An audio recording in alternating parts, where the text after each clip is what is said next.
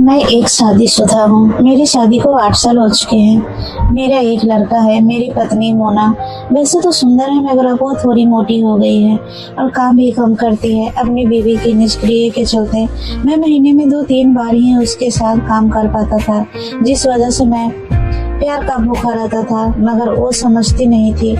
वह जब कभी भी मेरे साथ हम बिस्तरी करती थी तो जल्दी ही फ्री हो जाती थी, जिससे मुझे उसके साथ प्यार करना अच्छा नहीं लगता था। यह बात फरवरी 2018 की है। मैं अपनी कार से अपने घर जा रहा था। अचानक रास्ते में एक कार की दूसरी कार से भिड़ंत हो गई। मेरी आदत सबकी मदद करने की है, जिसके चलते मैंने रुक कर देखा। जिस कार से एक्सीडेंट हुआ था उसमें एक महिला थी। उस महिला की उम्र 28 साल के आसपास रही होगी। बाद में मुझे मालूम चला था कि उसका नाम कृति था। दूसरी कार के व्यक्ति को तो कुछ नहीं हुआ था, लेकिन उस लड़की का मतलब कृति को लेकर मैं हॉस्पिटल गया। उसके सर से खून निकल रहा था। मैं उसे डॉक्टर को दिखाकर उसको उसके घर छोड़कर आया। उसने मुझे थैंक्स कहा और मेरा मोबाइल नंबर ले लिया। मैं अपने घर आ गया। घर आया तो देखा कि मोना ने बैग पैक कर रखा था। मैंने उससे पूछा कि यह सब क्या है, तो उसने बताया कि आपके घर से निकलते ही मुझे मेरे घर से फोन आया। मुझे घर पर जल्दी से बुलाया है क्योंकि पिताजी की तबीयत बहुत खराब है और वो अपने साथ हमारे बेटे को भी साथ लेकर जाएगी। मैंने भी साथ चलने को कहा तो उसने मना कर दिया, तो मैं जल्दी से ट्रेन की टिकट बुक करवा के उसे स्टेशन छोड़ आया। जाते हुए पत्नी ने सब कुछ समझा दिया था कि कब काम वाली आएगी और कौन कौन सा काम करेगी। फिर 2 दिन बाद कृति का फोन आया। मैंने फोन उठाया। मुझे पता नहीं था कि उसका ही फोन है, क्योंकि मैंने उसका नंबर लिया ही नहीं था। मैं बोला, हेलो, आप कौन?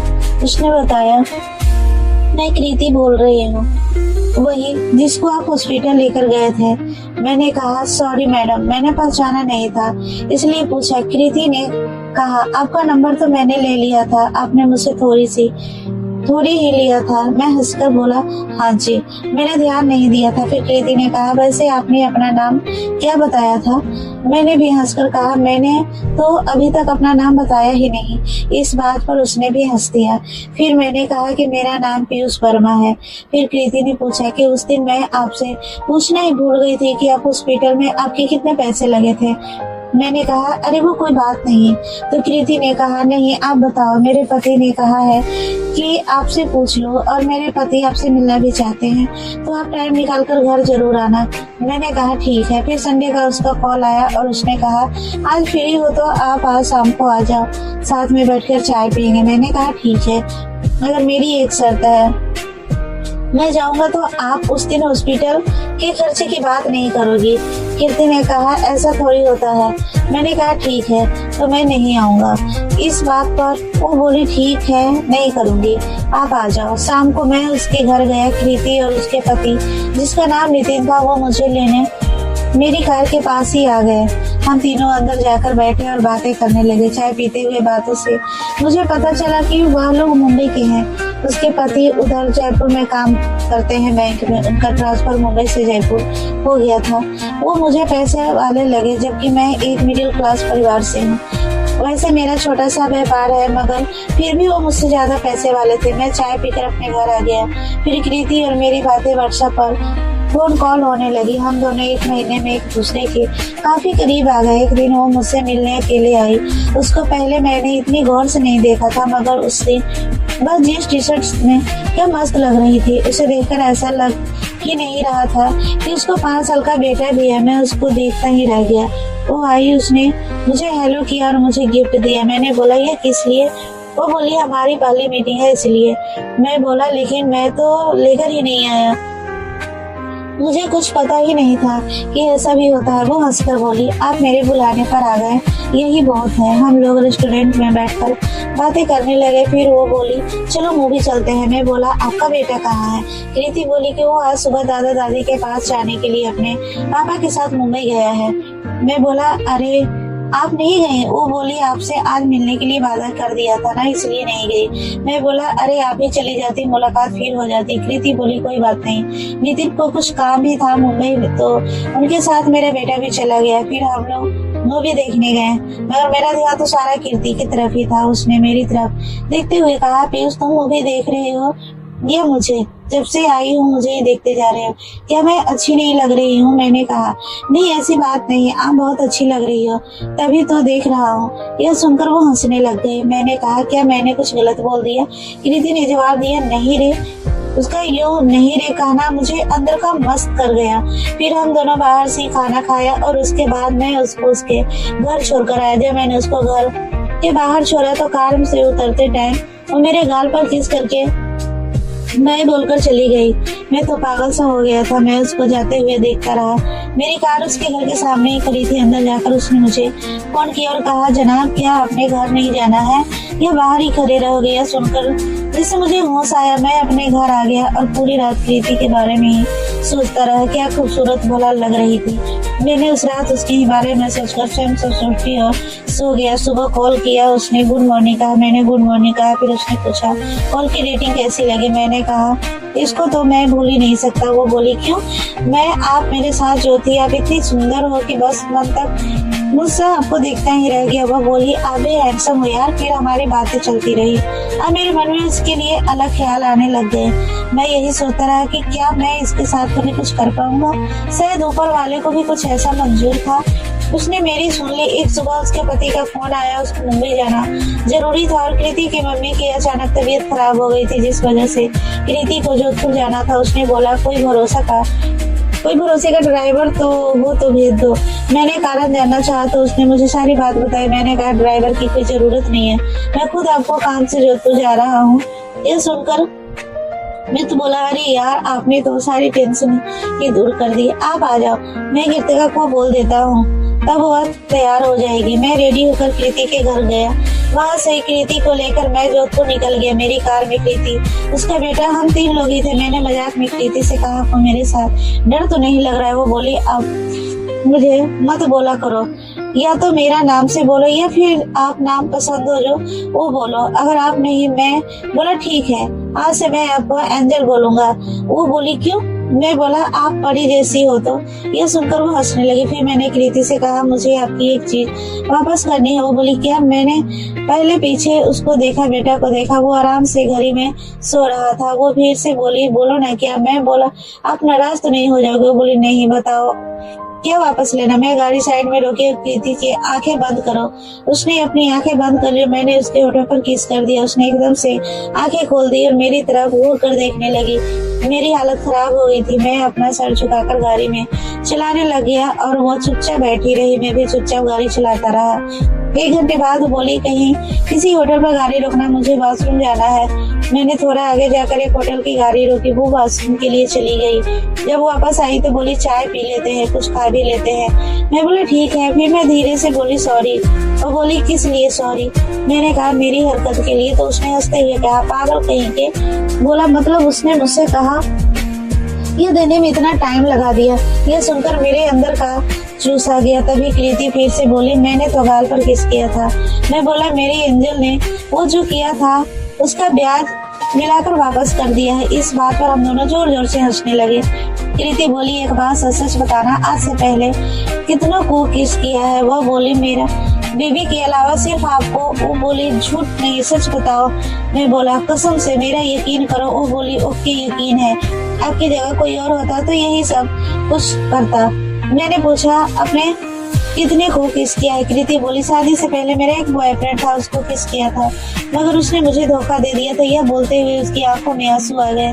मैंने उसको अपने सीने से लगा लिया। फिर हम दोनों की पूरी रास्ते बात होती रही। अब हम दोनों खुलकर बातें कर रहे थे। उसने बताया कि नितिन भी आपकी बीवी के जैसा है, एकदम ठंडा महीने में 2-3 बार ही प्यार करता है और जल्दी काम खत्म करके पलटकर सो जाता है। उसकी इस बात से साफ हो गया था कि कृति भी मेरी तरह तड़पती है। हम लोग रात के 8 बजे कृति के पापा के घर जोधपुर पहुंचे। फिर मैंने भी कृति की मम्मी से हॉस्पिटल में जाकर मिला। उसके बाद कृति और उसके पापा को उनके घर छोड़ा। मैंने कृति से कहा, मेरा जोधपुर में 2 दिन का ही काम है, मैं परसों जयपुर निकलूंगा। मैं परसों कॉल करूंगा और आपको लेने आ जाऊंगा। कृति बोली, वो तो ठीक है, पर आप अभी कहाँ जा रहे हैं? मैंने कहा, होटल। ये सुनकर कृति के पापा बोले, होटल क्यों? यह घर आपका ही है।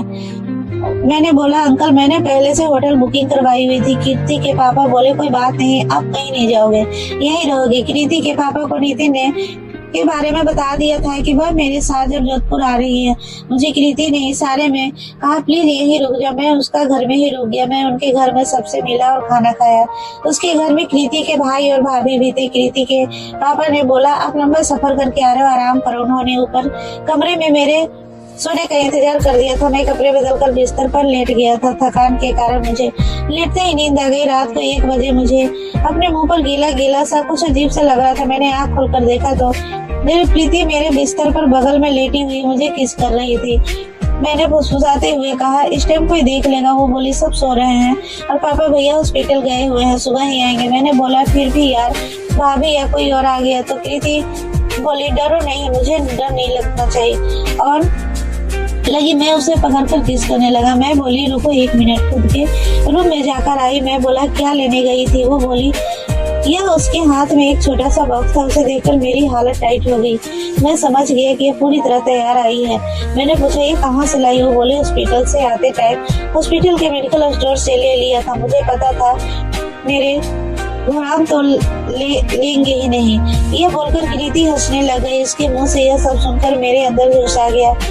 एक तो वैसे ही खूबसूरत परी जैसी थी, ऊपर से उसने बरमूडा और टी शर्ट पहन रखी थी जिसमें वो भी खूबसूरत लग रही थी। तो जैसे पागल ही हो गया था। उसको किस करता हुआ उसके कंधे में सलने लगा, जोर जोर से दबाने लगा। उसके मुंह से आवाजें निकलने लगी। मैंने उसकी गर्दन पर किस करते हुए कपड़े एक तरफ कर दिए। कृतिका का चेहरा शर्म से एकदम लाल हो गया था। एक तो वह दूध की जैसी गोरी थी, इसी पर उसके चेहरे की लालिमा उसे और भी खूबसूरत बना रही थी। वो प्यार के लिए ऐसा तड़प रही थी जैसे जलवन मछली हो। उसने मुझे अपने सीने से चिपका लिया। उसकी हर हरकत मुझे और जोश आ गया था। मैं हरकतें करने लगा और मुझे इस तरह अपने अंदर समा रही थी कि कभी छोड़ेगी नहीं। वो मेरे बालों को सहलाते हुए मेरे कानों में कह रही थी अब और मत कर पाओ। मैंने धीरे धीरे हाथों का कमाल दिखाने लगा। ऐसा करते ही वह पागल हो गई। अब हम दोनों ही एक दूसरे का काम कर रहे थे, एक दूसरे को खुश करने में लगे थे। आज मुझे और कृति को इतना अच्छा लग रहा था कि हम बात नहीं कर सकते क्योंकि पहली बार हम दोनों के साथ ऐसा हो रहा था। फिर मैंने उसको सीधा किया और काम करने की कोशिश करने लगा। वो तरफने लगी और बोली जल्दी करो यार, तुम इतना वक्त क्यों लगा रहे हो काम करने में। मुझे गुस्सा आ गया तो मैं जोर से चटक मार दिया। वो तिलमिला उठी, उसकी आंखों में आंसू आ गए। मैंने ऐसे ही रुक गया। मेरी समझ में आ गया था कि नितिन किसी काम का नहीं है। थोड़ी देर में वह नॉर्मल हुई तो मैंने खुद को हटाते हुए उससे कहा कि अब शुरू कर दूं। उसने मेरी तरफ देखते हुए एक लंबी सांस ली और कहा अभी कुछ बाकी था क्या। मैंने कहा हाँ जाने मन। वो बोली अब मैं चीख को रोक नहीं पाऊंगी। मेरी आवाज को सुनकर कोई भी आ सकता है। मैं फिर वहीं तक रुककर अपना काम करने लगा। उसकी मध्यम आवाज सुनकर मुझे जोश आई और बिना कुछ सोचे जोर से अपना काम कर दिया। अब मुझे भी मजा आ रहा था। मैंने अपना काम जल्दी खत्म करने के लिए तेजी दिखाई। कृति भी मेरे काम में साथ दे रही थी ताकि जल्दी से काम खत्म हो जाए। वह साथ में यह भी बोल रही थी कि सच में आज मुझे सही आनंद मिला है। ना उस बॉयफ्रेंड ने ना खुशी दी और ना ही उसके पति नीति ने। इस बीच उसका काम हो चुका था और मैं भी अपना काम खत्म करने की कगार पर था। मैंने कृति को बोला जान काम को खत्म होने वाला है और वो मैं सामान लो लेना भूल ही गया। वो कोई बात नहीं।